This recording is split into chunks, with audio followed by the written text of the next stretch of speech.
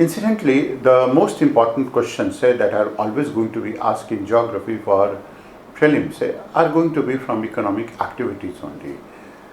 Despite the fact that all said and done, most of the questions are not going to be asked from the natural part. That is what has been the trend so far.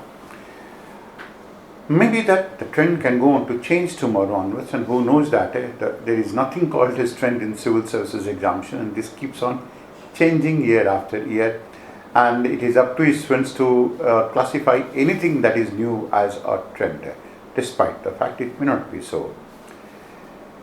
Now, as usual, we'll go on to begin with the significance of the topic. The second is the type of questions that can possibly be asked, so that you can go on to orient yourself as per the needs of the chapter. The basic significance of this topic is it is going to be about all of those type of activities. So primary activities, secondary activities, tertiary activities, quinary activities, hunting, gathering, lumbering, fishing, and then of course agriculture, crops, agricultural activity, industrial activity, transportation, everything going to be included as part of it. Talking about this chapter specifically, where we are going to be concentrating on primary activities mainly, and not agriculture, minus agriculture, the way the questions can go to be framed out of it will be, one example can go on to be, they may go on to give you some 4 options here. That is, one of them is going to be mining, another can go on to be trading, another can go on to be high speed transportation, and the fourth can go on to be executive decision making. And they will go on to ask you which of the following goes on to belong to quaternary activity. That's one. Second is you may be asked about match the following. They may go on to give you one activity on this side, another activity on this side, and then accordingly you may be asked to match all of them. That is lumbering with primary activity, then agriculture with the secondary activity, and so on and so forth. The third type of a question that can possibly be framed out of it can be, that can go on to be as with the gathering, and it can go on to be with hunting. Now with gathering and hunting, the nature of question can be, they may go on to be giving you 4 facts. Consider the following facts about hunting, or consider the following facts about gathering. Which of the following statements are correct? For example, they may go on to give you gathering is an isolated activity, second is communal activity, third is it is done in high latitudes, the fourth is it is mostly going to be done in the equatorial region, and you have to pick up the correct one in this case. The fourth type of a question can go on to be on the basis of analysis. That is the basic reason for lumbering not to have developed in some regions are 1, 2, 3, 4. That means it can be availability of technology, the manpower, the management of the resources, and then 1 and 2 are correct, 2 and 3 are correct, 4 and 5 are correct, and so on and so forth. Now we're going to pick up more of these questions, that is as the chapter goes into progress, but then just to give you an idea, we have picked up this topic so that you can go to orient yourself according to the needs of the chapter. Beginning with it, we are going to be talking about economic activities refer to the action of production. Of course, nature itself goes into producing good amount of it, but then we human beings always try to do it something from our own side, despite the fact that it may or may not be in accordance with natural surroundings or even natural practices.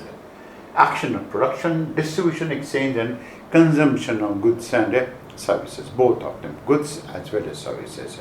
So when you're going to distribute it, of course, for the purpose of distribution, transportation will be required. Exchange is that is some type of a barter. You're going to give, you're going to take it. For example, some of you may have known that is India was having a very good amount of exchange system with the Greco-Roman countries during ancient times, and India used to be selling spices to them, and used to be selling a lot of things, and they used to be getting certain type of fabrics, garments, and other things from those areas. That is economic activity. And the primary aim of economic activity is the production of goods and services with a view to make them available to the consumer. So it's completely economic with a minimum amount of relationship with the ecological activity in the place. That is going to be its main aim. There are all in all 4 different type of economic activities, 5 different types rather. One of them is primary sector. Primary sector is about the extraction of materials from the earth. Like mining, when you're going to extract these type of materials from the earth, that is going to be mining. Generally through agriculture and sometimes by mining, fishing and foresting. Fishing can go on to be part of agriculture, it can be part of aquaculture. Fishing can also be part of a primary activity. When it can go on to be even very high level activity as well. For example, you're going to take out some fishes, you're going to harvest them, you go on to also going to manage them, then you're going to process them, then you're going to take certain things out of it, and that goes on to make a different type of activity all in all. It's like, to give you an example, that is, let's say that we go on to get a natural wheat from the earth, from the soil. Now it can be natural. Of course, we're going to cultivate it, and that is a type of a culture that we're going to follow. So that is going to be a primary activity. Now when we start cultivating it, that will be still a primary activity because it is through earth that we happen to be getting it. Second is, the same activity can go on to be an industrial activity. That is a primary secondary activity. The moment we're going to process this wheat, convert into certain things, what in India we're going to be calling it as atta or flour. You convert into it, that becomes a secondary activity. Tertiary activity will be that when you go on to package this flour, and after packaging it, you're going to transport it. After transporting it, you distribute it, and then you're going to sell it. That goes on to become tertiary activity. Quaternary activity in this case will go on to mean that is when you go on to pick up this wheat and this flour, package it so well, and then you start selling it to a very niche clientele, in the sense you say that when you go on to be eating this type of a flour, you'll start glowing like that of maybe you can go on to talk about any of these Mumbai film industry's heroine, or even Bollywood's heroine as well. So you can go to talk about Jennifer Kendall, you can go to talk about Aishwarya Rai. Now, the moment you're going to bring about a change in the perception of the people with respect to the product, so that you create a market, that goes on to become quaternary activity. Of course, quinary activities do not go on to fall and fit into this scheme of things here. So it is going to be agriculture, mining, it can be through forestry. That means it's forest that goes on to give you naturally a good amount of goods and services. Secondary sector is processing, transforming and assembling these raw materials into different products. So some degree of a value addition is going to be significant in this case. And most of the time consumer products. So that means you're going to convert into a consumer product. Consumer product, that is one example that we took of a wheat. We can go to pick up another example, and that can go on to be associated with fishing, or maybe even lumbering as well. That is, you're going to extract certain type of wood, some forestry products. After having extracted it, you're going to chisel it, you're going to convert into an art form, and after having converted into art form, you're going to sell it, and you can go to sell it for millions of dollars as well. You have added so much amount of value to it. But that is going to be manufacturing in this case, whether you're going to extract it by cutting it down, or you're going to use a mechanical process for it, transforming and assembling it into different products. So you're going to use wood for the purpose of converting into pulp, and most of the time consumer goods, that is going to be converting into paper. That is going to be again a consumer good. Thus, in the process of it goes on to add value to the raw material.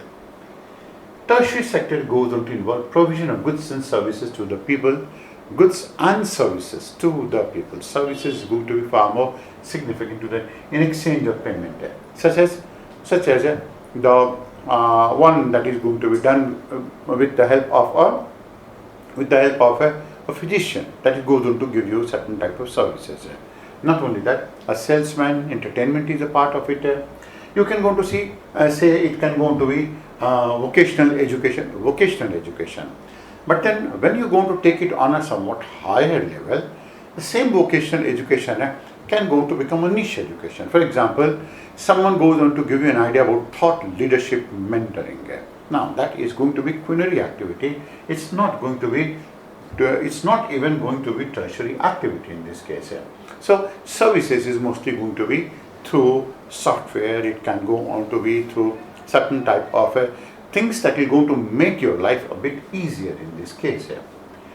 Quaternary activity includes research, manufacturing oriented business based on computer technology, maybe based on any type of a technology that we're going to talk about. And when we're going to talk about any type of a technology, that means when you're going to use technology for this purpose, that is where you're going to have a quaternary activity. And the last of it in this case is going to be what we're going to call it as a quinary activity.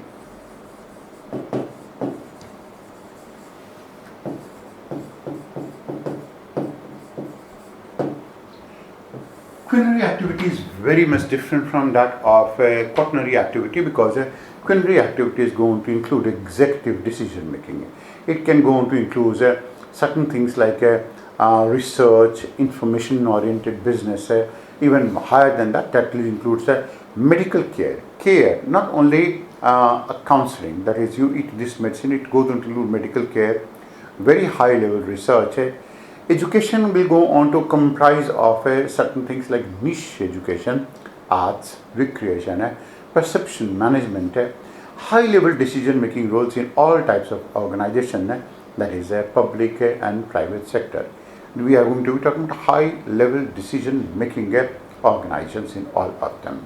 Transport and communication services are those services which are going to cut across all the general categories of economic activity, and that goes on to unite them. That makes it possible for the special interaction that all human enterprises require. That means connecting through it is going to be essentially with the help of transportation facilities. And this is a map that goes on to show you a variety of type of economic activities.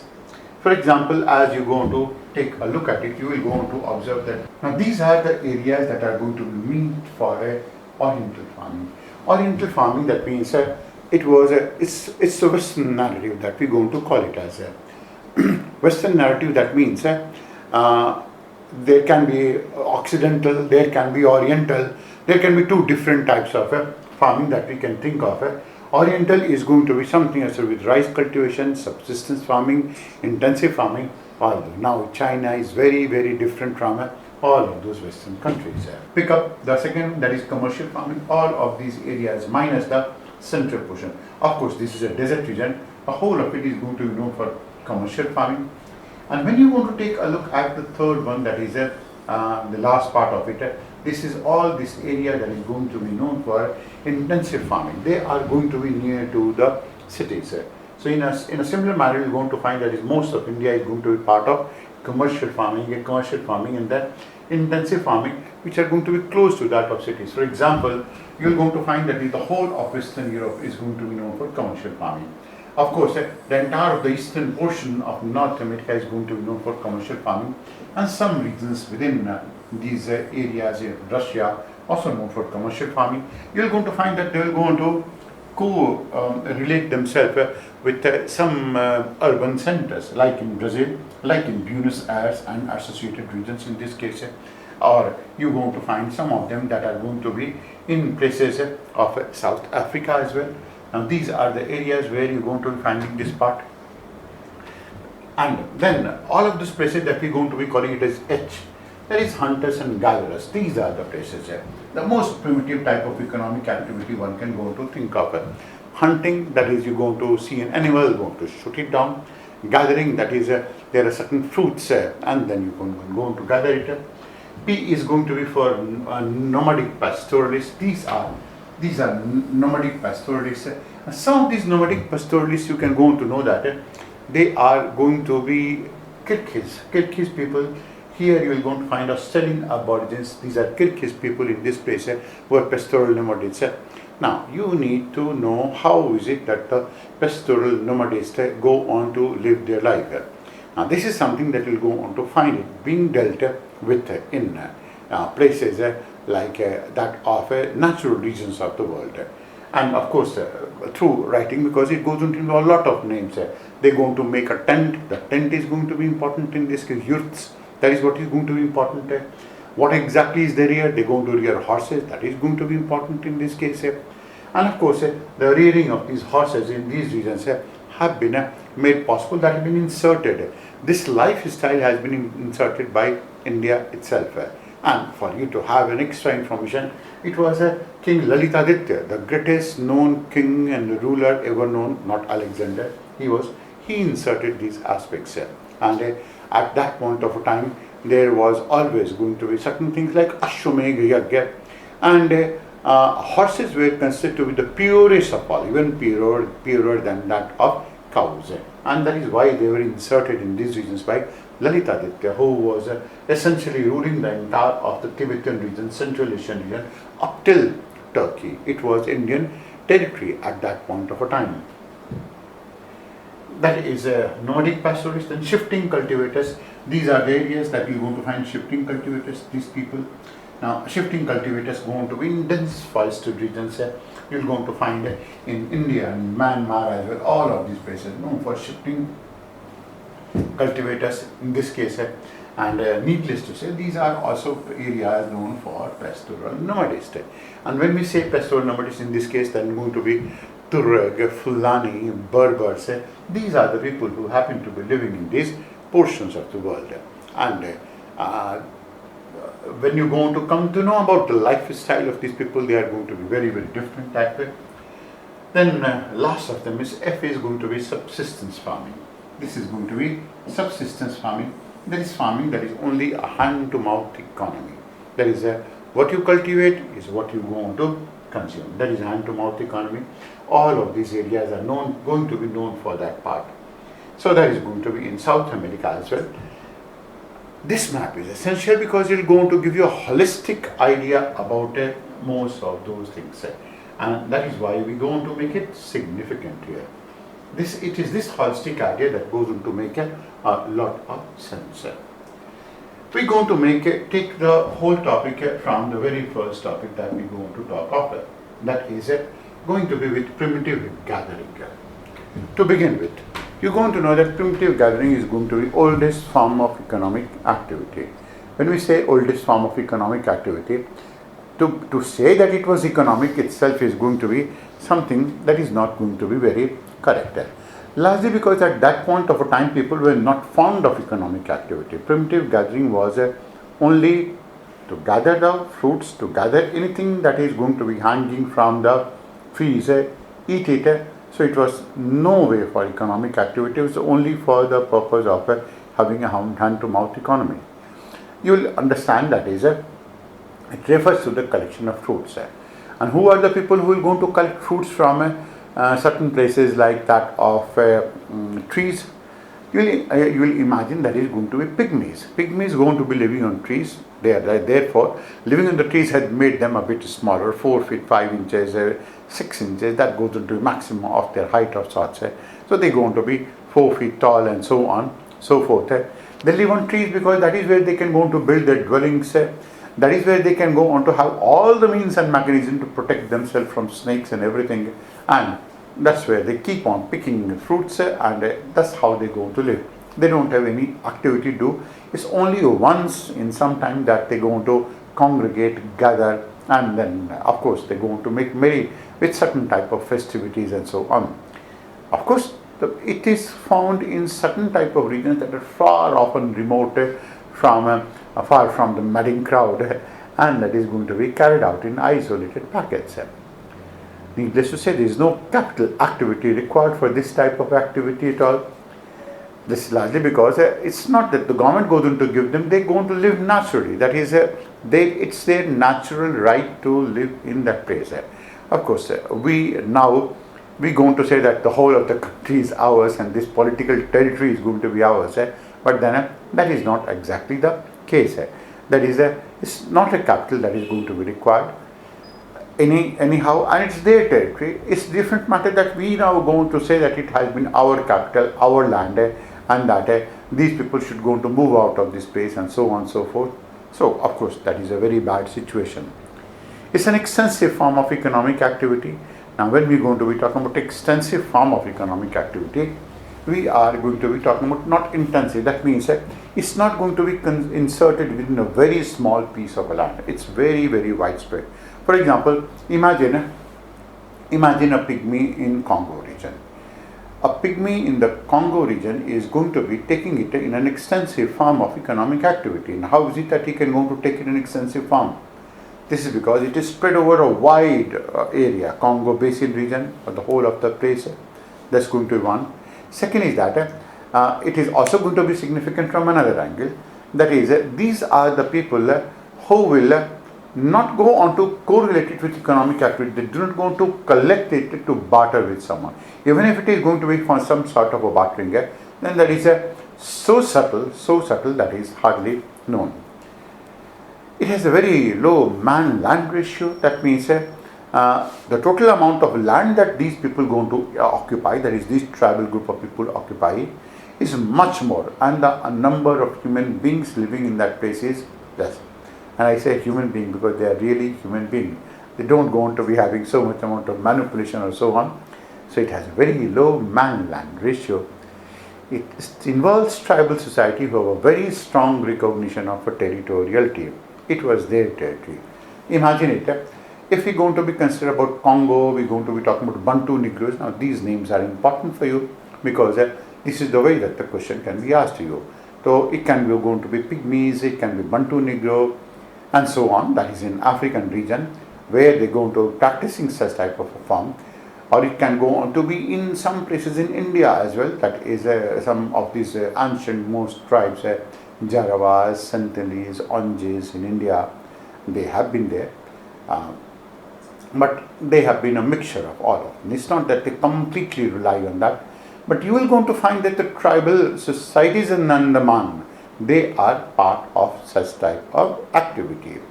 So these have a strong recognition of territoriality, and when you try to enter into their territory, they are not going to be welcoming you very easily. They will be very, very hostile. You try to do it in Andaman Nicobar region, and you will going to find it's not going to be so easy for you to have been entered into their territory or trying to be entering it. People practicing still live in the Stone Age. Now imagine all of those people who go on to be a part of it. We are saying that is they still live in the Stone Age. Andaman Nicobar is a prime example closest to that of India, where people have been exactly the way they should have been in so-called Stone Age. Now we go on to be calling ourselves as a modern, but can you imagine that these people, most of these tribal people living in Andaman Nicobar, when the last tsunami hit the region, then most of these people, they were able to save themselves. But a state of art, Port Blair Air Force Station of Indian Air Force was completely destroyed. Can you imagine? The tribal people can go on to know these things, while the non-tribal people are not able to know that. But still we go on to be calling them that they're going to live in the Stone Age. That is one form of economic activity, and you can go on to take a look at the picture, the way that they are going to be. This is where they're going to live on the trees.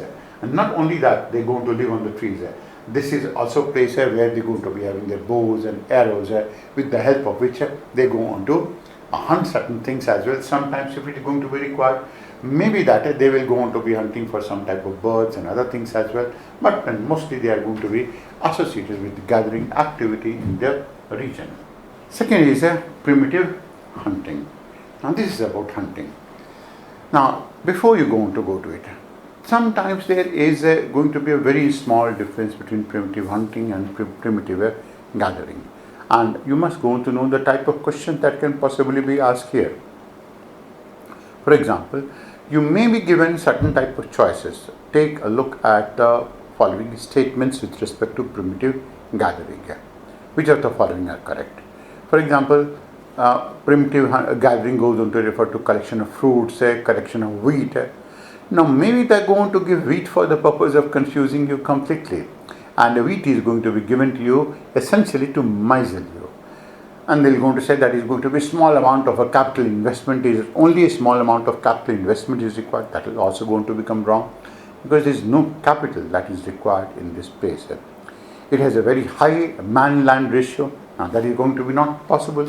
So you have to be very, very particular with respect to the characteristic, because it is all about imagination. How is it that you can go to imagine that part? That goes on to bring us on to primitive hunting. Now primitive hunting is different from gathering, because it is going to be about hunting with the help of bows and arrows, with the help of a spear, both of them. Now in primitive hunting, there are no domesticated animals. We don't have domesticated animals. Dog is the only permanent animal that they have. So as a part of you can go to say that is, you can go to have dog as a pet, but then you're going to be talking about it. That is, a dog is the only permanent animal that keeps on moving with it. Then in this case, second is that, of course, you're going to find that is these type of dogs.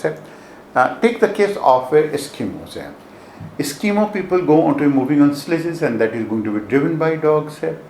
And these dogs are going to be permanent animals for them. And of course, these dogs are very, very affectionate. You might have known that there are so many films that have been made on these dogs as well. The primitive hunters employ more sophisticated methods than gatherers. Of course, for gathering you just require to have two hands.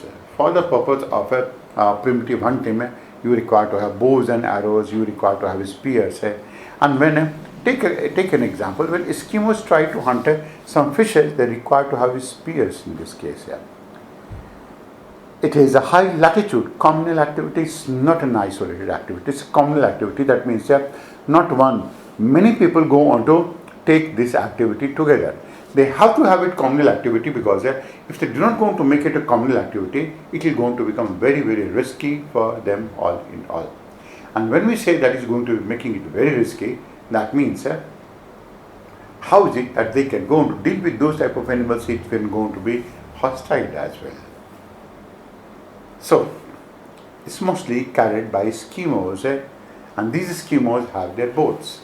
These boats are going to be called as kayaks, and they are going to be hunting with harpoons. Now this is significant. Now we can go to say another, make a comparison. We talked about Australia. Australia is going to be known for primitive gathering. Who are the people? Australian Aborigines. And what exactly is it that they're going to use it for the purpose of killing animals, if they're going to be doing it so? Even hunting they're going to be using boomerang. So it goes on to move in a parabolic path of sorts to strike at any animal. So we are talking about harpoon, that is being used by the Eskimos. Boomerang is going to be used by Australian Aborigines. Bows and arrows and spears are going to be used by people in Kalahari Desert, and we are going to be talking to Bushmen in this case. Now that goes on to become another question that can possibly be framed out of it. The question can be, that is, match the equipments that are going to be used by the primitive hunters from one place to another place, and they will be given the name of these groups and then the equipment that are going to be used. So boats used by the Eskimos are going to be called by the name of kayaks, and they're going to be hunting with the help of harpoons. Now all in all, a balance is maintained between supply and harvest of animal. That is, a balance is always going to maintain between supply and harvest, because they can't be over harvested. It's going to be very, very, very much ecologically compatible. And when we're going to say that it's going to be very much ecologically compatible, suppose they are the people who are completely based on the forest, maybe on the fisheries, maybe on the animals, and if they somehow going to over harvest, now they can't go on to do that. They can't go to survive in that region at all. And these animals have never ever been over harvested. Now just think of it. Just think of a lifestyle that is going to be followed by a bushman. What a bushman goes on to do is that he goes on to move with bows and arrows. That's the picture of it. That's a bushman. He goes on to move with bow and arrow, and goes on to look for some type of a food for himself. Now maybe that he goes on to get married. When he goes on to get married, he will go on to move with his so-called wife to different places, and his wife will go on to gather fruits. while the husband will go on to kill animals. Now maybe sometime later on they will go on to have some babies. So wife will go on to strap the baby on the back, and then they will go on to move. The activity will go on to remain the same. Maybe they are going to have another baby. Now they go on to be giving good amount of spacing between two babies, this way 4 or 5 years. And how is it that they do that? It's ingenious method, and they are human beings, so they know that.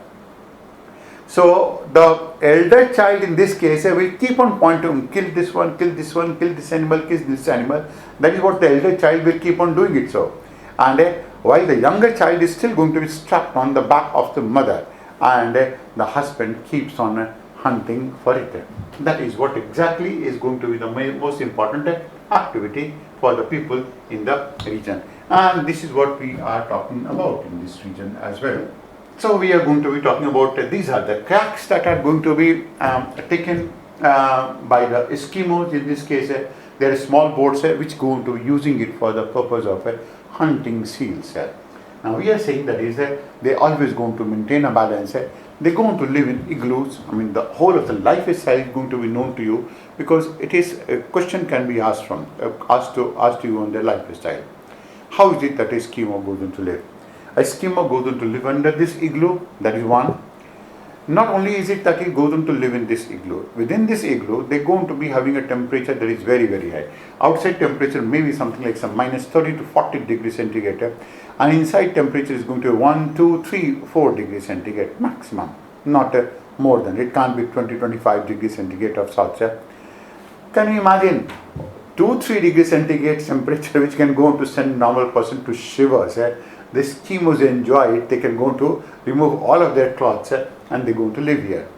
They go on to burn seal oil. They go on to drink seal oil. They go on to eat. They go on to use all of their dresses made out of seal. And almost everything is going to be made out of reindeer and seal. If you happen to take a look at the house of these people, that's what you are going to be getting to know. So we are going to be talking about primitive hunting, and we have talked about two examples in this case. That is of Bushmen as well as those of the Eskimos. Now you can go on to pick up another example associated with it. That is the people who are going to be living in Sahara. They are going to be called by the name of Berbers. Now these are the people who are going to live in Sahara, and what exactly is their lifestyle? They go on to move with their herds of sheep. That's one. And in the desert, you cannot go on to find that there will be any type of growth of any vegetation. So consequently, they go on to feed on these animals itself. It is the animals on which they go on to feed. So that is going to be another part associated with it. Now these animals, that means that goes on to make them non-vegetarian of sorts. Now if they have to move, then is it that they can go on to move during the daytime? No, they have to move during the night time.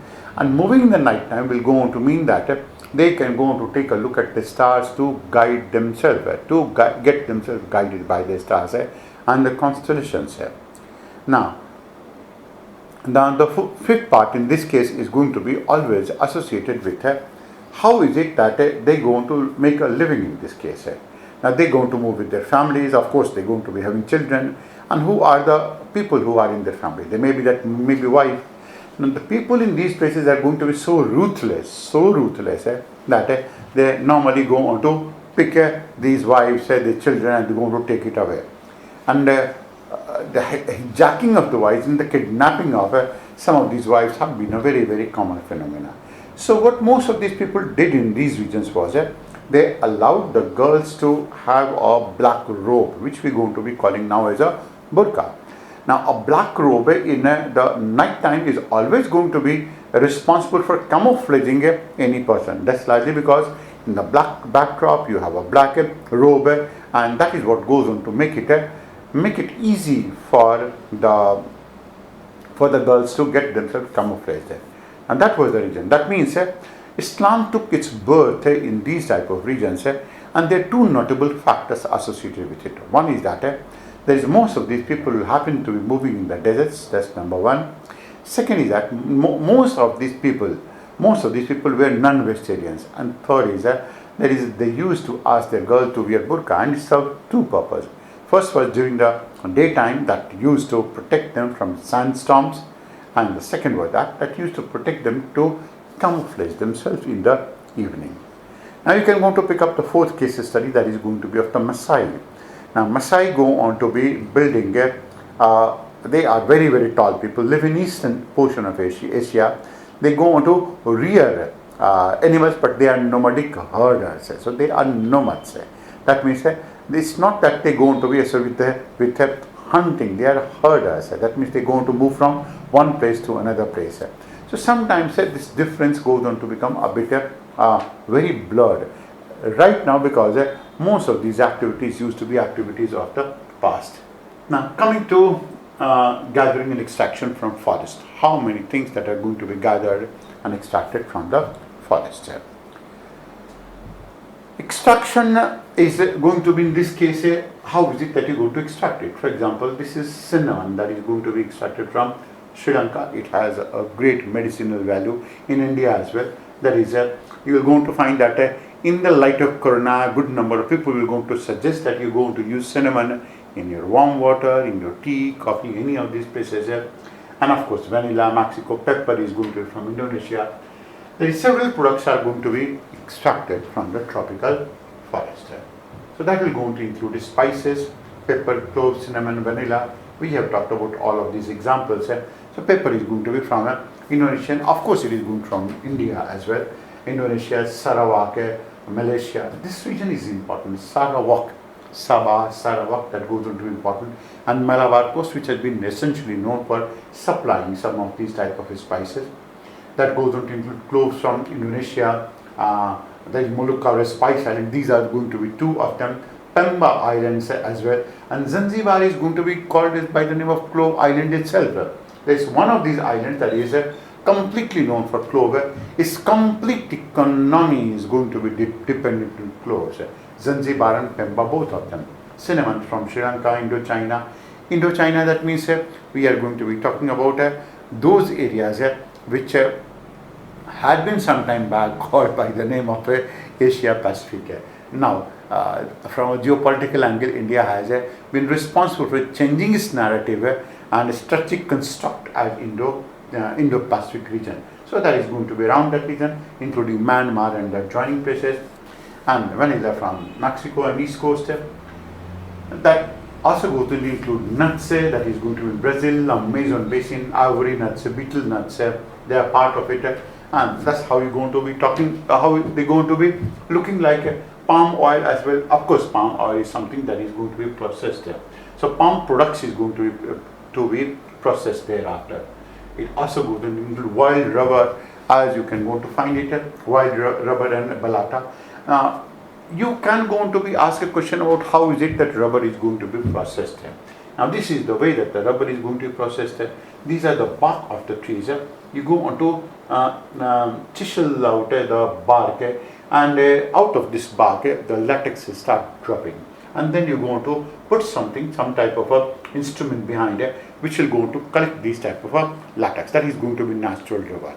And of course we now going to be having a artificial rubber as well. So that's going to be one part. And balata from equatorial rainforest, South America, wax, lac, all of it. Other than that, you have quinine and camphor as well. Camphor goes on to be having again a great amount of medicinal value. Now all of these facts are going to be asked to you in a different manner. For example, you may be asked about the general use of a camphor in the house. It may not go on to be a question related to geography, but that is a question that possibly will be asked to you. That is, what role is it that camphor can go on to play in pest management? How is it that it can go on to lead to the purification of certain type of environmental conditions, or maybe what camphor or whatever it can go on to be. So it goes on to grow well along the slopes of Japan, Formosa, that is Taiwan, southern China as well. Quinine, as we talked about, that is going to be extracted from the bark of it. Now these are the products, these are factual aspects, and you have to be prepared for certain type of factual answers, factual questions that can be asked from this topic. Now once you develop this imagination, it will go on to become easy for you to have been in a position to answer these questions, but not exactly that you have to memorize it. trying to memorize it is like imitating it. When you're going to develop an imagination, convert yourself into a storyline expression, of course, this mode of a conversation between me and you poses a certain limitation, technological, resource-wise, time limitation as to how many things can be conveyed to you. That is an example that is going to be shown to you. We are going to be talking to gums and wild rubber. Then you're going to talk about camphor and cocoa, cinchona. These are the areas for camphor and coca, cinchona as well. This is also Malaysia, Indonesia, Borneo, Sarawak. These are the areas known for it.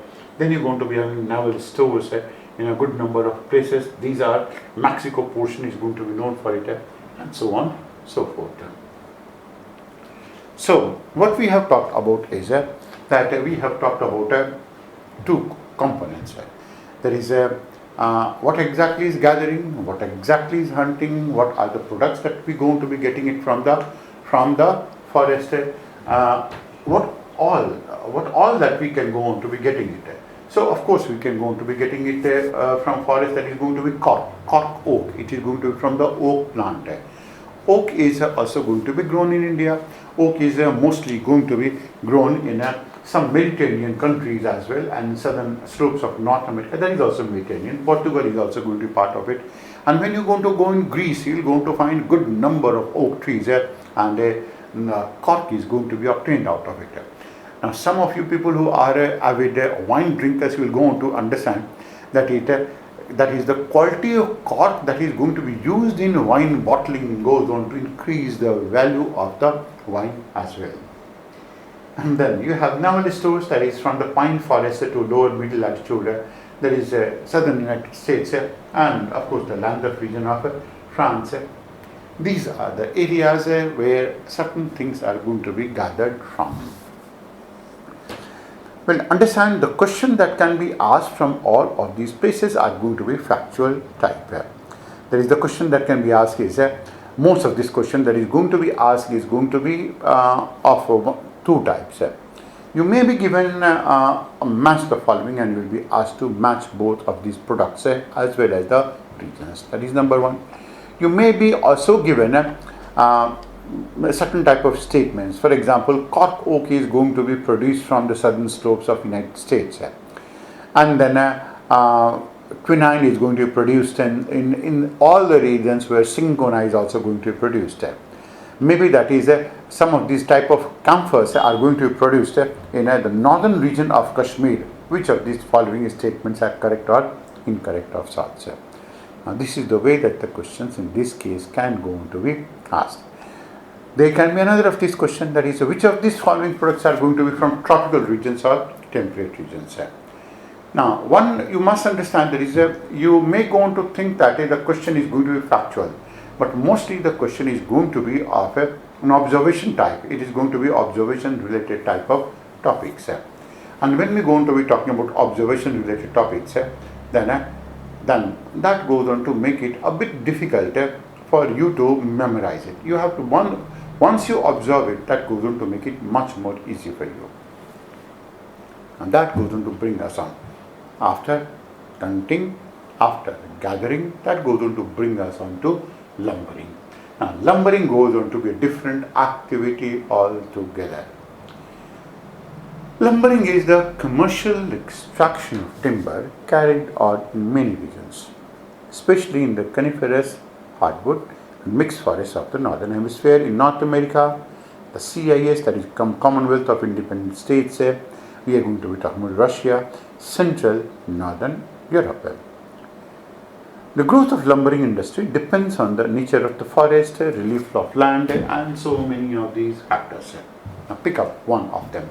Lumbering basically means, as the picture can go on to show it to you, that is, you chop off the trees.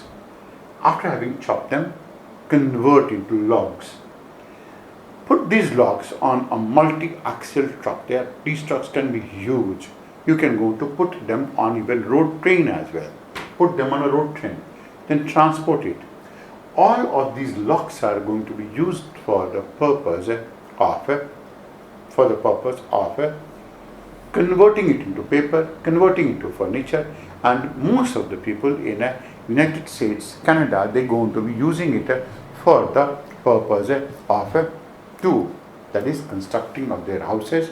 That's going to be one. And of course, they're also going to be using it for the purpose of making their furniture as well.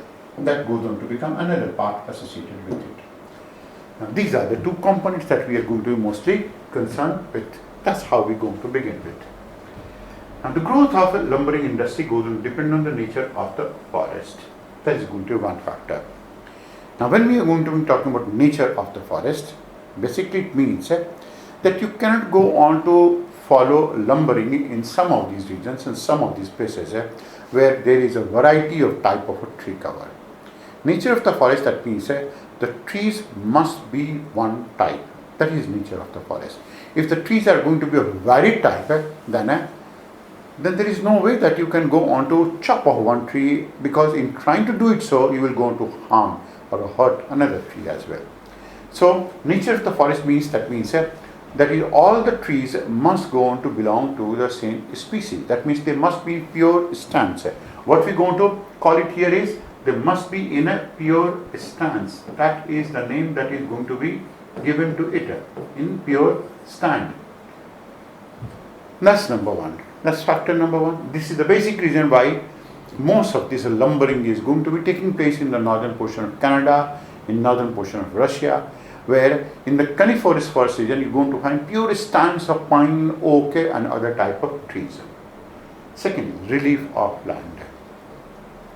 Now, when you're going to be talking about relief of land, it can go on to be either way. It can be flat or it can be mountainous as well. Now, if it is going to be mountainous, imagine the ingenious method. Then there will be some streams. What is going to be done is that most of the people will going to pick up these logs and they will go on to allow the logs to get floated downstream because of the relief of the land. That makes it easy. Such type of relief also goes on to make it easy for such type of relief, like a plain region also goes on to make it easy for the logs to get floated. So what mostly people going to do is that during the entire of the winter season, they keep on chopping off these trees and collecting it. They keep on putting it on the frozen river bed. Comes summer, the frozen river goes on to melt. It thaws down, and as it thaws down, it goes on to move all along with the logs. And then they are going to be having a temporary dam of sorts where all of these logs go on to get themselves collected. So that is going to be a sort of the nature of the relief of land. Second is, of course, when you're going to be having a relief of land, that is going to be very, very steep, like the one that you're going to find towards the western portion of British Columbia, where there are going to be steep slopes like this all along the slope. Now, when you're going to be having steep slope, you're going to create ropeways. You're going to have ropeways, and it is on these ropeways that you go on to hang these logs, and these logs are going to be getting transported. Of course, then we are going to be talking transport facilities. When you have such a huge amount of logs collected, what exactly are you going to do there? You will have to immediately transport them from that place so that they are going to be used. Otherwise, they will go on to get themselves collected. That's significant, and they go on to be transported because of the local demand. The local demand is high. This is largely because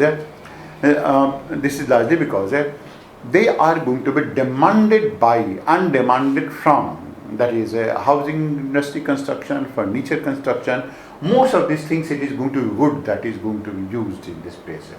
So that is transportation facility, local demand. Supply of capital is significant because when you have, let's say, some 10,000 hectares of land that is going to be made in this place. When you have such a huge amount of land that is going to be available, that is going to be existing in this place, and that is going to be made in this region, and that is available in this place, you cannot go on to go ahead unless you go on to be supply it with a certain degree of a capital.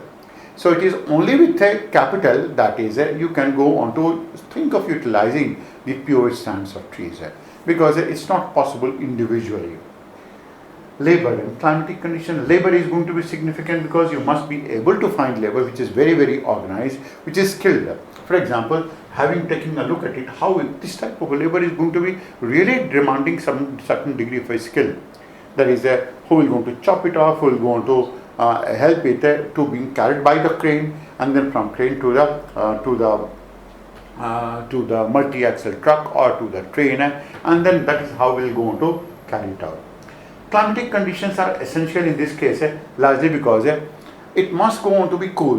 Why it is going to be cool? Because if it is going to be warm, then it will go on to invite, in forest area it will go on to invite, can you imagine, mosquitoes and what not type of a disease. People keep on suffering from a certain type of a bacterial, viral and other forms of diseases.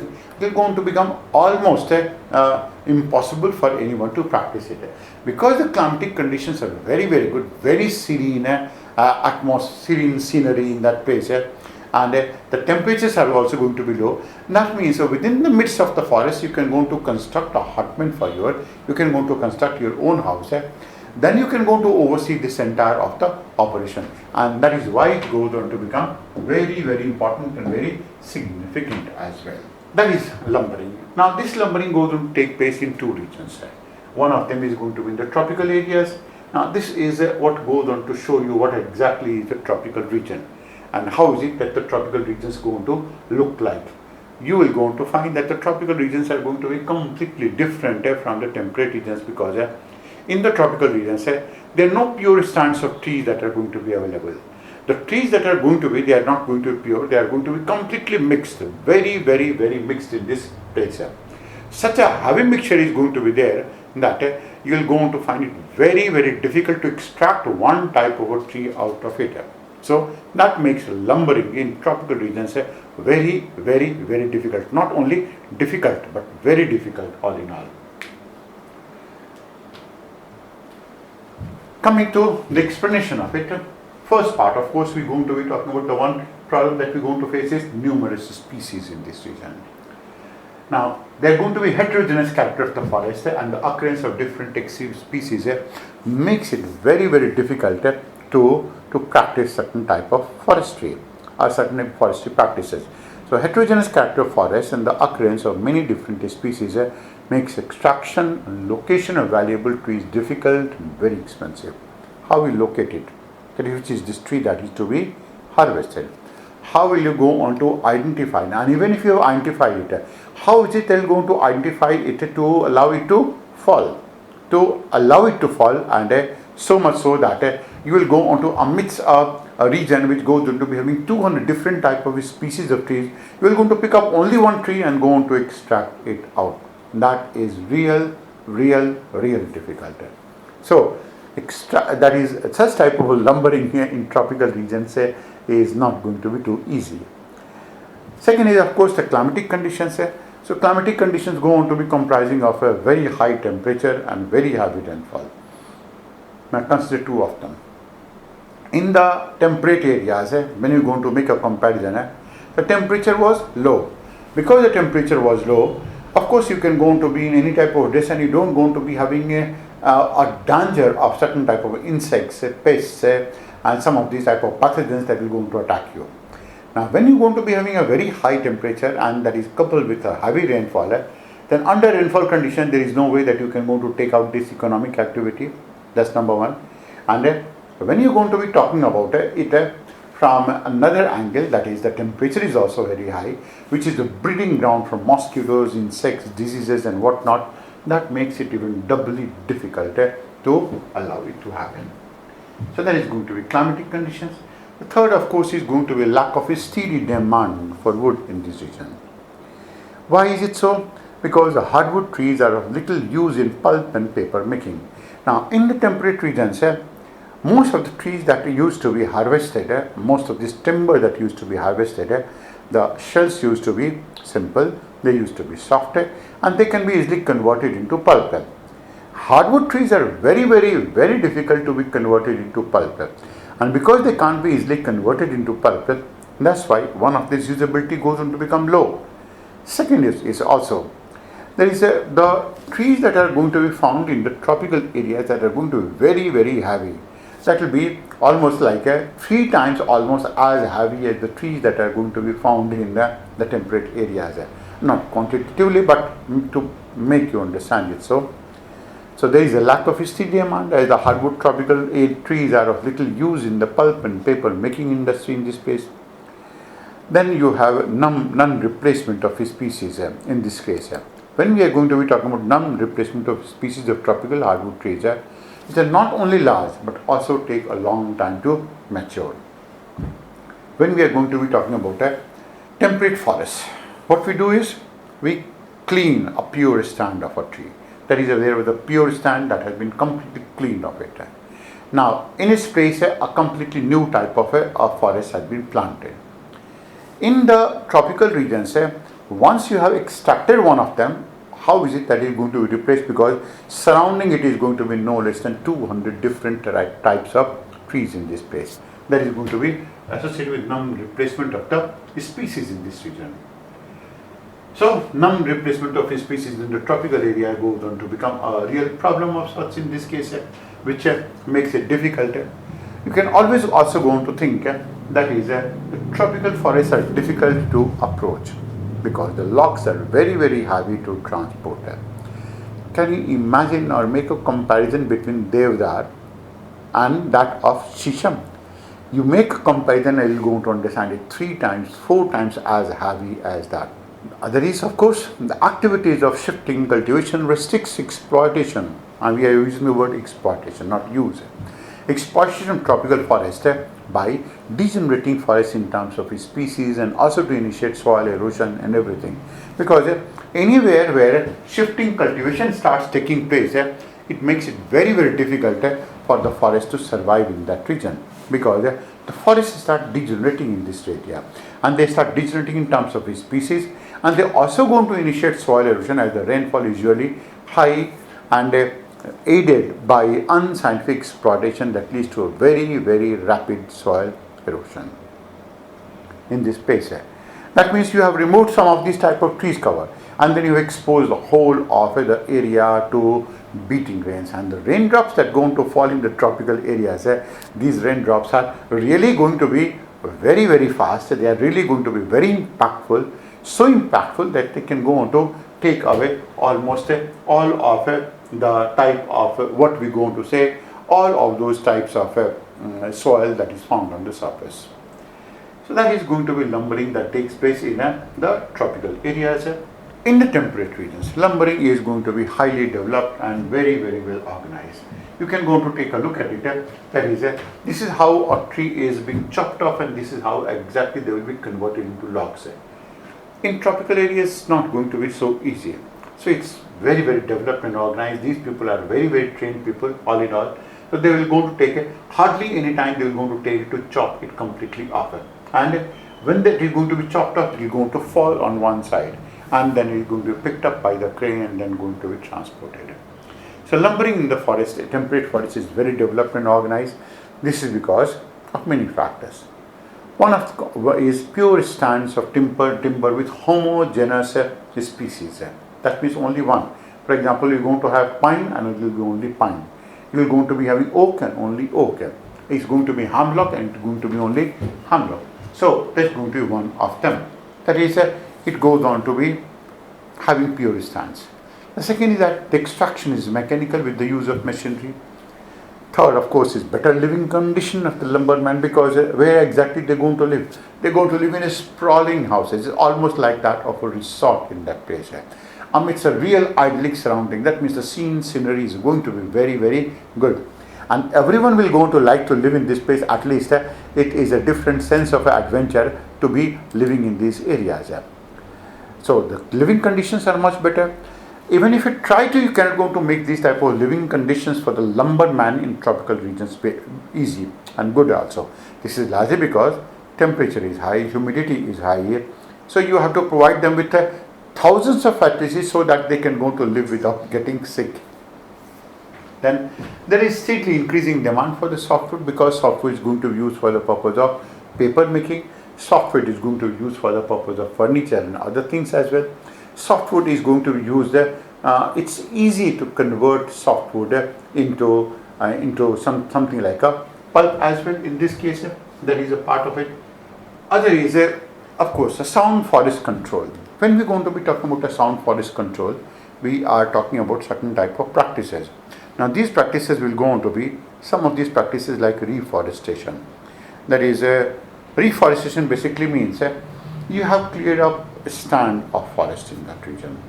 Now once you have cleared it, then you will go on to replant the whole of this place with a new practice, with a new type of a plant. And of course it will be the same species that will be replicated as well. So sound forest control, reforestation, felling practice and careful replanting makes it very, very sustainable. In tropical areas, even if the people try to do it, that they find it difficult to make it sustainable. Second is absence of undergrowth and use of various innovative methods make it very easy to transport it. When we're going to be talking about absence of undergrowth in tropical areas, what you're going to find is you're going to find a good amount of grass that is going to be growing. A good amount of trees will going to sprout out here and there. You have cleaned a bunch of forests in that region, and you're going to find that all of a sudden there is a new type of a forest cover gas going to generate in that region. That is undergrowth. So this type of undergrowth is absent in temperate areas. The second is that there is use of various innovative methods. How is it that the logs are transported? We talked about one method. That is what people going to do in a temperate area is they go on to make the whole area. They choose an area that is going to be a frozen river on which they can go to place their logs. So once they have chopped it off, they have placed it there and they keep on waiting for the summer. The frozen river, the moment it goes on to melt, it goes on to get converted into a river. Then in the process of getting itself converted into the river, what it will go on to do is that it will go on to transport all of these logs and take it to a desired destination. When it goes on to take to a desired destination, that means it will go on to get itself obstructed near to any place that we are going to be having it as a dam, or a small dam of sorts in that region. That is going to be one form of transportation. Then there is going to be another is going to be through ropeways in this region. So that is going to be another portion. Now, while all of these things are going to be done in this case, there is also going to be access to the market and there is some constant demand for the products as well. But that doesn't going to mean that they don't going to be suffering from any type of a problem. They do going to be suffering from problem largely because of one simple reason. And that region is going to be associated with a pure stand of tree. While it is an advantage, it is going to be a source of problem. Now when you have one type of a tree, one species of a tree and only one species, mind it, then any small disease in one of the tree can go on to take the form of an epidemic for the whole of the forest region. And all of them will go on to get affected, and all of them do go on to get affected in such a manner. So that really goes on to become fatal in most of the cases. And its management is really very difficult in this region. That is, in tropical areas, these problems do not go to crop up because you have maybe some 200 different varieties of trees that is being grown in one single acre, while there is only one tree. So one type of a disease in one of these trees can go to spell a doom for the whole of the region. That is why lumbering in temperate regions go on to become easy, but at the same time they do going to be suffering from some problems as well. Now, the way that the questions can go to be asked in this region is, you can go on to be talking about, they will go on to give you something like some, again, consider the following statements. That is, lumbering in tropical temperate areas is going to be highly mechanized. Second is that most of the trees are going to be transported with a spar tree method. Third is, most of the trees are going to be transported through multi-axle trucks. The fourth is, that there is a heavy demand for such type of trees largely because they go into making better pulp. Now, answer in this case will be all of them will be correct. There can be second type of a question that can possibly be asked here. That is, consider the following statement with respect to lumbering in the tropical areas. Tropical areas cannot go to be used for lumbering in the same manner as is done in the temperate areas because, number one, the variety of trees are very large. Number two, that is, there is a heavy incidence of disease in this place. The third, that is, there is always going to be bacterial infection and other things of the people who are going to be involved in lumbering in that place. Now, that's the way that you have to orient yourself with respect to the question that may be framed out of it. Other than gathering, other than hunting, other than lumbering, fishing is going to be the fourth important such type of economic activity. The major fishing areas in the world happen to be the coastal margins of middle latitudes, and they are the biggest fish producing areas as well. And this is also where the largest concentration of marketable species are found. And this is significant because tropical waters are not going to be of the same type. Tropical waters produce many fish as well. But then the basic problem with tropical waters is that they are less desirable for eating because of their high oil content. Moreover, concentration of a single species are rarely found in tropical waters. Many varieties are intermingling in tropical waters, making commercial gathering very, very inefficient. That means the basic difference between fishing that is going to be taking place in the tropical waters and temperate waters is going to be essentially in terms of the diversity of the type of fishes that one goes on to find in the tropical regions and the homogeneity that is going to be found in the temperate areas. Now, having known that, we can go on to pick up the different type of fishes that we have for the whole of the world. And if you are going to pick up this part, you will understand it somewhat much better. That is, beginning with the type of fishes, we are going to be having one of them is going to be called by the name of anadromous fish. Anadromous is one that is spawned in the inland rivers but spend most of their lives in sea and only return to the rivers to die. Now this is going to be one of the best example in this case going to be that of salmon. Now salmon is going to be one of these fish that goes on to spend its almost entire year in the sea, and then it starts moving along against the direction of the stream in the rivers and towards the origin of the river. That is where it starts moving. And the moment it starts moving towards the origin of the river, it may encounter certain type of waterfalls. It goes on to jump over these waterfalls. Can you imagine? That is where the polar bears go on to be looking for them, and that is where these polar bears go to catch them as well. That is where the salmons are. Salmon is one of these best examples. Now this story is significant because I remember once a question has been asked, identify this fish from the following description. This fish lives mostly in the seas. Second was that is, it starts moving against the stream essentially for the purpose of giving birth to the young one. The third, it makes a jump mostly against the waterfalls and that is where it is going to be mostly caught by the polar bears. The name of the fish is A, B, C, D and so on. That's where it is. Now these names are significant: salmon, chinook, humpback, sockeye, silver, chum. Why is it that these names are significant? Again you may be asked a question, that is, consider the following names. Which is the odd one out? So they will go on to give the name of anadromous fish, salmon, chinook, humpback, and then they will go on to give the name of trout. So you are going to know that trout is going to be the odd one out in this case. That goes on to become the more significant part associated with it. Second is going to be the freshwater fish. Now freshwater fish is going to be found in inland streams, rivers and lakes. For example, you're going to pick up the case of sturgeon, valid for both flesh as well as its eggs. Trout is going to be one of them, that is news, and any of these fishes can go on to be news. The more important part is that any of these fishes can go on to be news. Trout largely because it has been found in Aral Sea, and Aral Sea is shrinking very, very fast. Then other than trout, it's perch, carp, pike, all of them go on to be significant here. That is going to be freshwater fish. The saltwater fish spend their entire lives in the oceans and the sea.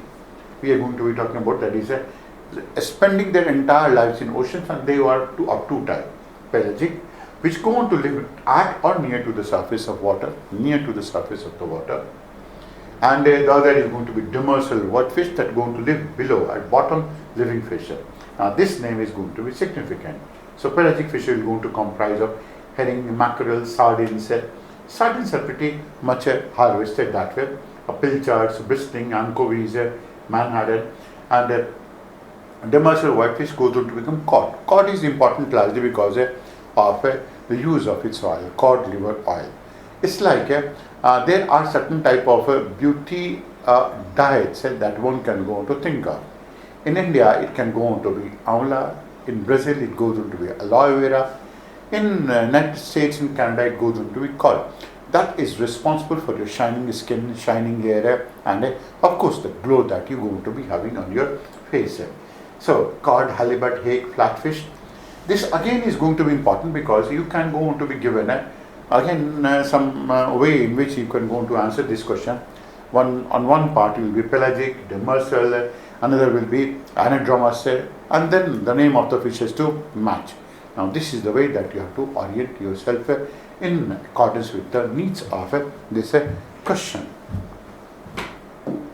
You can go to imagine these fishes having taken a look here.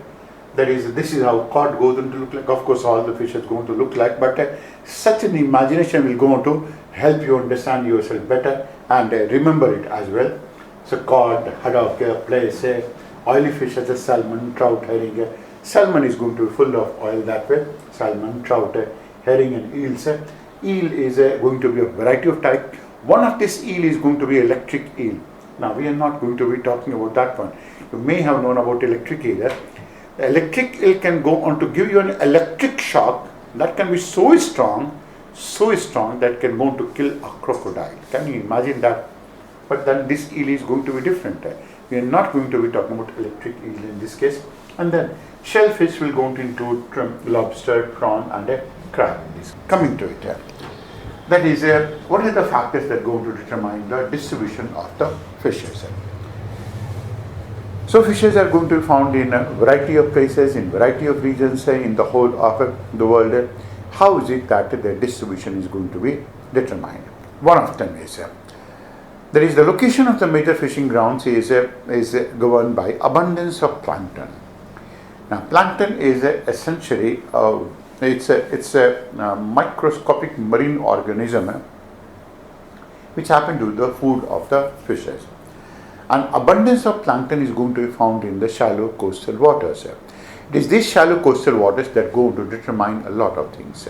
First, if the water is going to be shallow, there will be a plentiful food supply from the erosion of the continent. Now, most of the nutrients happen to be in the continental region. Now, all of these continental regions are going to be washed. The washed materials are going to be deposited in the coastal waters. And once they are going to be deposited in the coastal waters, then it goes on to increase the nutrient content of the coastal waters. Now, it is this nutrient content that goes on to increase, that increases the possibility of so much amount of a plankton content in this region.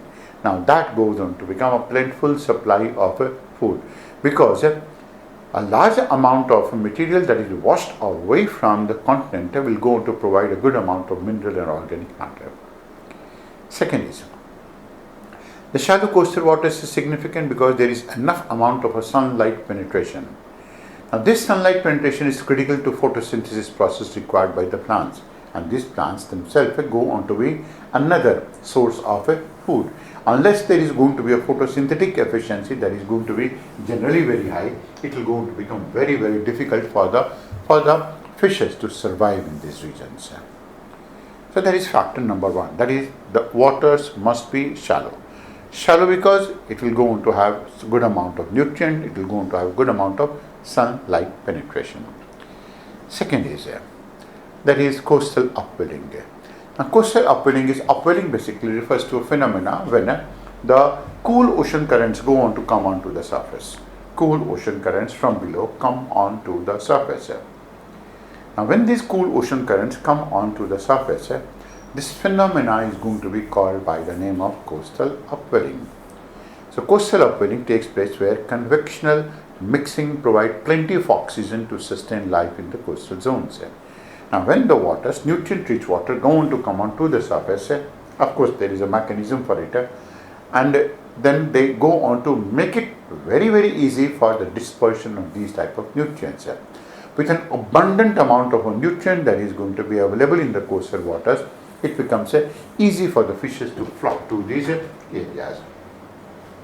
The third is the mixing of the cold and the warm waters. Now, we may go on to be talking about mixing in this case, but we are effectively talking about that is there is a prevalence of cold water in this place. The mixing of the warm and the cold waters can go on to be found in the banks of Newfoundland, Japan as well. Basically means that the water is cooler. If the water is cooler, the water is denser. If the water is denser, the planktons don't sink because the density of the water is high, and the planktons are going to be found onto the surface. Because the planktons don't go to sink, consequently it goes on to become easy for the fishes to have this plankton, and they go on to make it a meal out of it. The second is a broken coastline. Now, when we are going to be talking about broken coastline, that means the coastline must not be smooth. A broken coastline is associated with indentations which provide berthing facilities and facilities for the fishing boats. It's like to understand it in a different manner. That is, if the coastline is going to be smooth in this manner, then there is no way you can go on to build a certain type of berthing facilities. Supposing you have kept a boat here, supposing you have kept a boat in this place here. Now that will go on to mean that if the waves are going to be very, very strong, they will going to batter this boat against the coast, and these boats will be broken. So the ideal condition in this case is going to be such type of a coastline. This is a type of a coastline. Now, such a coastline is going to be called by the name of indented coastline. It's also going to be called as dissected. That's going to be another name that is going to be used, dissected. Now, when it is going to be indented and dissected, now these are the areas that are going to become protection areas. They offer some degree of a protection. Protection from the waves. If the waves are going to be moving here, then that is where they are going to provide protection. And second is, of course, this is where you can go on to provide certain type of ramps, berthing facilities where you can go on to harbor these boats. This goes on to be acting as a harboring facility. And that's the place that can go to act as a harboring facility. That is why such type of indentation is generally going to be required, and that goes on to exist in this place. It is this indentation that is going to be significant because that goes to offer a lot of berthing facility for the fishing boats. So fishing boats require to remain in that place. Third is accessible forest resources. Now, if the forest resources are accessible, that will go on to provide a good amount of resources for the manufacture of fishing boats, jetties, etc. Now, if you have to manufacture boats, or if people had to manufacture some of these type of boats, from where is it that they are going to be getting these type of boats? So that is only going to be getting it from the forested area. The fourth is going to be associated with the character of the land. Now this is very significant. Supposing that a region was going to be very, very good agriculturally speaking, that means it must have been a very good agricultural region. And if it is going to be agriculturally very, very rich, why is it that the people should go to the sea at all? There's absolutely no need. Anywhere or wherever the land has been bountiful, the land has blessed the people, there was no need for the people to go towards the sea at all.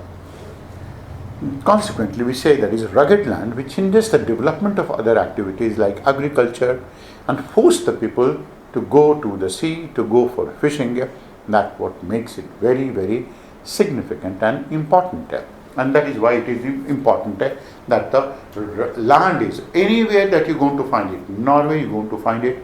It is because of the ruggedness of the land. Agriculture has not developed. You're going to find in new land, the land is rugged and that agriculture cannot be practiced.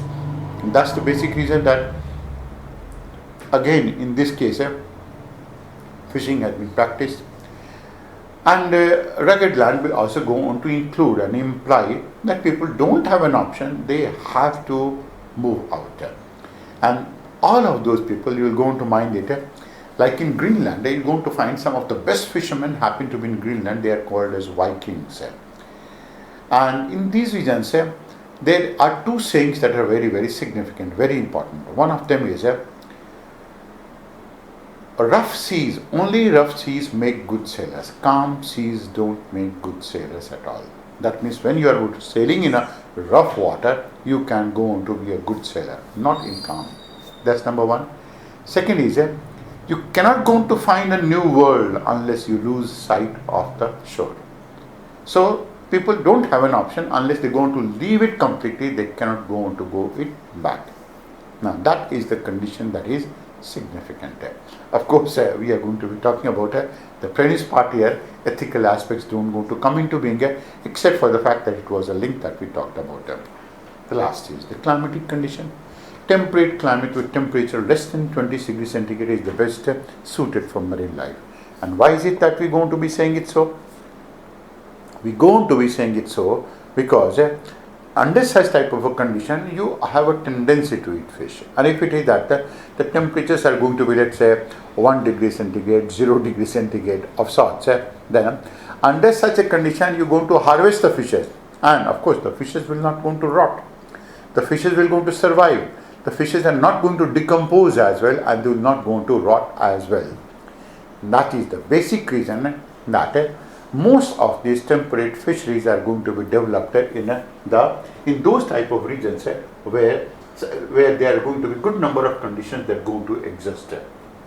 There are, of course, based on these conditions, there are going to be some major fishing regions in the whole of the world. Now, understand these conditions. Which are these conditions? That will go on to help you understand yourself a bit better. Now, one of them is going to be the Northwest Pacific. We are going to be talking about North and West Pacific. We are talking about these regions.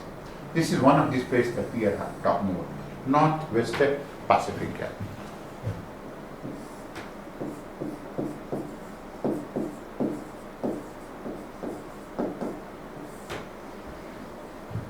Now, Northwest Pacific is going to be known for a certain type of fishes like that of salmon, king crab, herring, halibut, Alaskan pollock, and that of cod. And Japan in this case is going to be one of the best developed regions anywhere. And in Japan, one of these questions that was asked was, and can you imagine it, that is on the coast of Japan you're going to find a lot of boats kept there. These boats are kept for, options were given was, that is for fishing, that was for the purpose of ferrying, that was for the purpose of seashell extraction, and so on. Now, this is the way that the question can be asked, and that's why the conceptual base is always going to be significant. Second is Northeast Atlantic. We are going to be talking about Northeast Atlantic. This is going to be the region. We are talking about this region, Northeastern Atlantic. Now, Northeast Atlantic is going to be important, and it has to be important because of many factors and many reasons. One is that you're going to find Norway. It goes on to extend all the way from Iceland to Mediterranean shores, including the European countries, especially Denmark, Spain, Iceland, and the United Kingdom. This is the region that is going to be known for shallow waters of North Sea, and that's also one of these places that is going to be called by the name of Dogger Bank.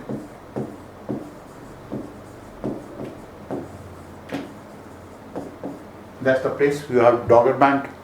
Now, these banks are essentially continental shelves. These continental shelves, which have been affected by glaciation in the Pleistocene times. Now, you will have to go back to your chapter on ocean bottom relief, ocean bottom topography. On these shelves, there was a thick blanket of glacier ice. Ice always has a tendency to score, to pluck the regions. So what ice did was that when the whole of the region was covered under ice, the sea level was down because all the water was locked in ice. So it created a small bowl-shaped depressions on the surface, on the continental shelf. Now, as the ice melted, these bowl-shaped depressions got themselves filled up. And when these bowl-shaped depressions filled up, these were the areas which have now been called as a bank, because that is the place where the which the fish is going to use it for the purpose of laying their eggs. So that's the reason why they are going to be called by the name of banks. So one of them is going to be Northeast Atlantic shallow region, that is Dogger Bank. The third is Northwest Atlantic. Northwest Atlantic is going to be Atlantic portion, that is going to be the northwestern portion. This is Northwest Atlantic. Northwest Atlantic goes on to include regions like what we're going to be calling it as Grand Bank.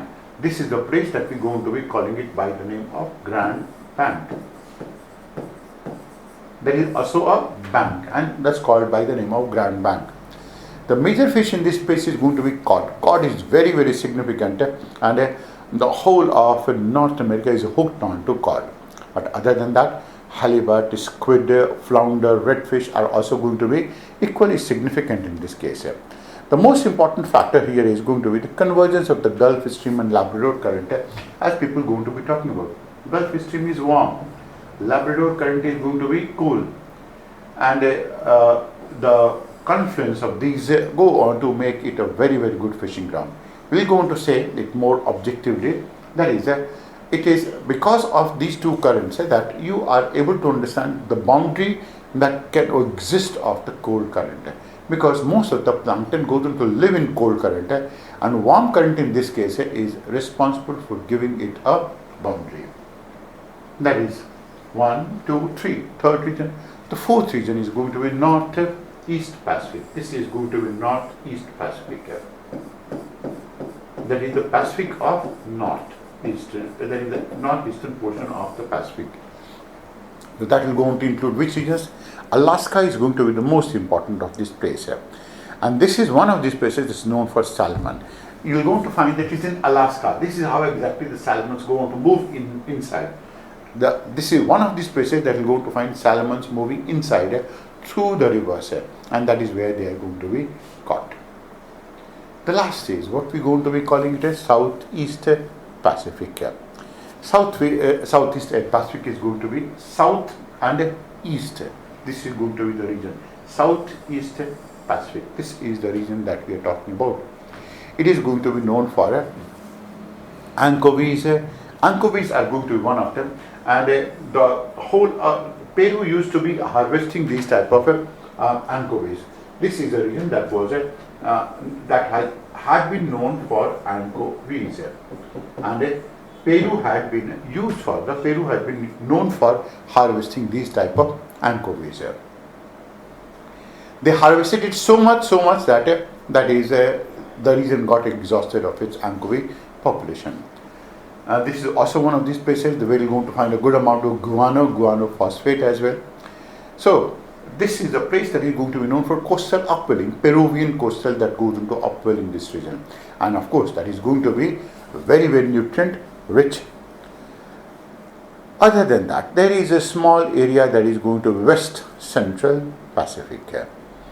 West Central Pacific along with Indian Ocean that goes on to comprise of these regions. That is what we are going to be talking about. West Central Pacific. These are the areas that we are going to be talking about. West Central Pacific. So West Central Pacific is going to be comprising of Philippines, Indonesia, and southward to the Australian coast. This is the major fishing region of the whole of the world. All of these areas.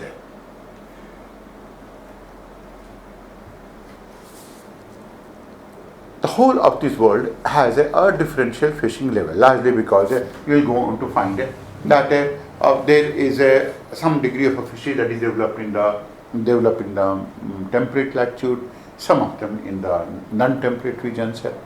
But one of these most important questions, typical question, which goes on to be fit enough for other aspects as well. Why is it that fishing is highly developed in temperate latitude? Now understand that part. Tropical waters have a large variety of species, all mixed up, which reduces the scope of large-scale commercial exploitation. Now, how is it that you can go on to pick up one fish and go on to take it out? It becomes very, very difficult. Now, tropical regions have large number of fishes, so when you go on to net it, then you go on to get a good number of fishes. out of, let's say, 100 fishes that we have obtained, only 2 or 3 of them are going to be of edible variety, which can go on to be eaten. Now you cannot go on to drop these fishes back into water. Why? Because most of these fishes are accustomed to living under a high pressure condition of water. Now when they go on to live in such type of a condition, the moment you go on to bring them upward, 2 things happen. Their eyes bulge up, their eyes come upward, forward, because they, once on the surface, these fishes are not able to cope with it, and their eyes bulge. And then intestine comes into their mouth because of the lowering of the pressure. So to find it that you have to exploit only one fish, that becomes really difficult. Second is, tropical waters have high temperature, which does not go on to support a plankton population. When we say that it doesn't go to support plankton population, basically it means that plankton is essentially going to be found only in cool temperature, cool water. Why? Because if the water is cool, then water is denser, and in denser water the planktons go on to rest onto the surface, and in those type of places, in warm conditions, even if the plankton may be there, it will go on to sink down.